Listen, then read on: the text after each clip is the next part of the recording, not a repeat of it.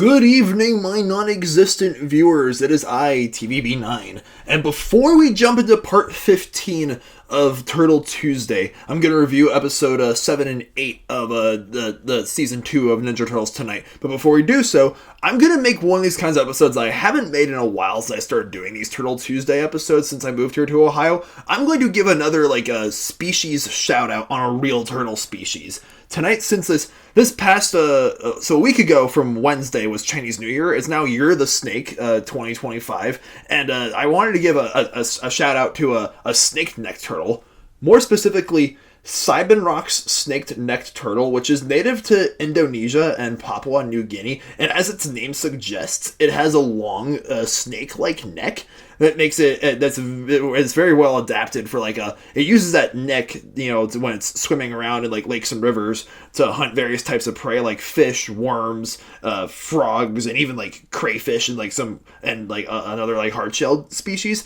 And it's known to, the cool thing about these guys is that they're actually known to lay their eggs underwater instead of building their nests on grounds like other turtles do. I asked one of the reptile keepers at the reptile house at the zoo how that works, and it's basically they lay the eggs before the den gets flooded.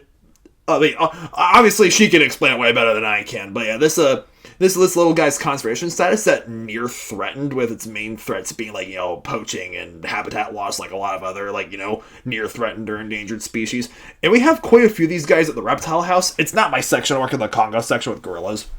But we have a few of these guys in the wet forest section of Reptile House, and they share their tank with the Fly River turtle that I gave a shout out for at the first episode of this series. And, in that little, Australasia, tank, right next to them is, a South American tank with caimans and, a Manta Manta turtle, which I'll plan on covering in a future episode.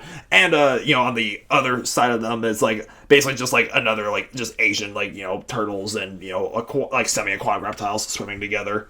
And at the end of that section is the alligator snapping turtle exhibit, which I already gave a shout out for this series. Yeah, that's, out of all the parts of the reptile house at the Columbus Zoo, which I go through quite a bit during my lunch breaks, that one's my favorite. Alright, so I'm in the middle of episode 7 right now called Slash and Destroy at almost a 10-minute mark. So Spike, Raphael's beloved pet turtle, drank some mutant gin, and now he's Slash, a huge mutant turtle. It's oh my gosh. There's a 5th Teenage Mutant Ninja Turtle now, or should I say just a baby Ninja Turtle, baby Mutant Ninja Turtle. I don't know how old Spike is, or should I say Slash. And yeah, Slash, I think he's secretly he's malicious. He wants to kill the other 3 turtles, while Raphael is he's too blinded by his anger and his frustration with his 3 brothers actually, to realize that he needs them. And now he wants a new partner, being Slash, but Slash is going to turn on him at the end of this episode. I know it. But anyways, the teenager who they're pursuing because he's got the mutant gin, he sees the bottle of mutant gin and he's like, ooh, a free energy drink. Kids, I get it. Teenagers are really heckin' stupid, but you cannot be that stupid. Seeing a mysterious bottle of glowing mutant juice sitting on the ground. Oh, I'm at the part where Slash just took a whack at Mikey. Oh, new X. Oh man. These poor turtles and April O'Neil just can't get a break. It's there are, I guess Leatherhead was the only other, friendly mutant that they're gonna come across this whole series. With the exception of the frickin' Dog Pound and Zevver Truce episode where they had to team up against Baxter Stockman. Man, I wonder if there are any other, friendly mutants in this show. I guess I'll have to wait and see. Alright, I'm at the part where Raphael has just, had enough of Slash, beating up his brother, so now they're fighting, and Slash's weapon is this huge, barbed mace thing, and Raphael's got his size, and again, the animation for all the fight scenes in this show is really impressive.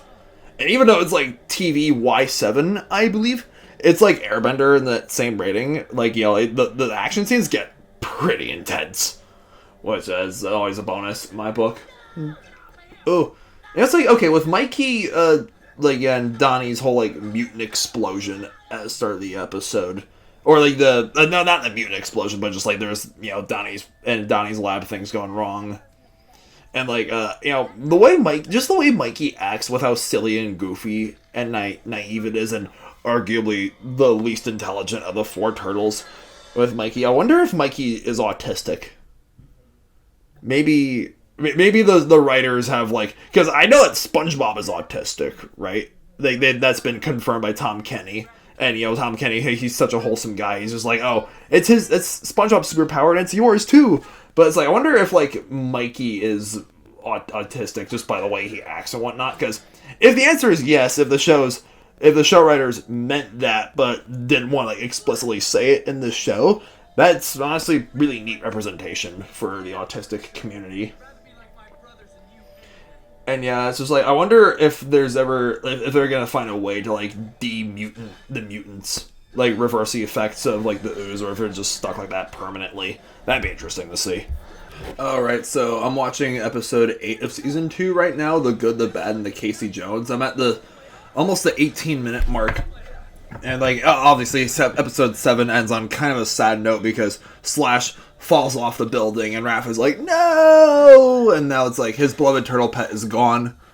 I'm sure that's not going to be the last of him, but, like, he learns a lesson where, hey, it's okay to hang out with, when you're grieving, like, just focus on the relationships you currently have, as Splinter says. And, then Raphael, like, the episode ends with him playing video games with his brothers. And this episode 8, is when Raphael finally meets Casey Jones. And Casey Jones meets the rest of the Turtles and finds out that April O'Neil is friends with the Turtles. And the Foot Clan is all down their sewer, which is like, again, Casey Jones is a vigilante. The animation, the fight scenes, very spot on. Like, Raphael's first encounter with Casey Jones and, like, him fighting each other. Now they have to put aside differences because it's kind of Casey's fault the Foot Clan found the Turtles' lair. Excuse me. But yeah, now they're working together, and I'm at the part where they're on the trains they're on the train, and now they're gonna fight excuse me, I got the hiccups. Foot Clan soldiers. I just ate dinner, by the way. That's why I was like, I waited till kind of close to the end of the episode to record this part of the video. And yeah, I mean, Casey Jones is, like, arguably one of my, out of all the non-turtle characters, I think Karai is still the most interesting, just because that crazy plot twist of the season 1 finale, but, like, I can see why they wait till season 2 to introduce Casey Jones. He's definitely, out of all the guys who aren't so villainous, I think he's definitely out of all the non-turtle, non-villain characters, I think he's definitely one of the more intriguing ones. Like, in all his iterations of Casey Jones, like, in the last Ronin graphic novels, he's killed, like, the other Turtles and Master Splinter, and, Mikey has to avenge him and, team up with his daughter, Casey Marie Jones.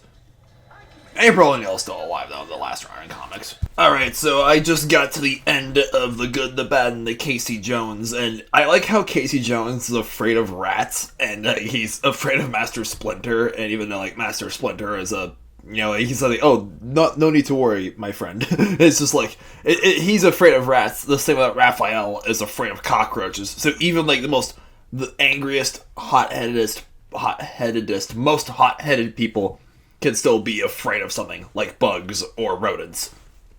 And yeah, like, I like how the episode ends with Casey Jones and Raphael finally becoming friends, and, like, Master Splinter explaining to Casey Jones that, he named the 4 turtles after his favorite, like, Renaissance painters. It's like, wait, are you turtles Italian? Well, no, they're technically not Italian, but they do love pizza. It's a food that originally, I know pizza has been very Americanized, but, it was from Italy, right?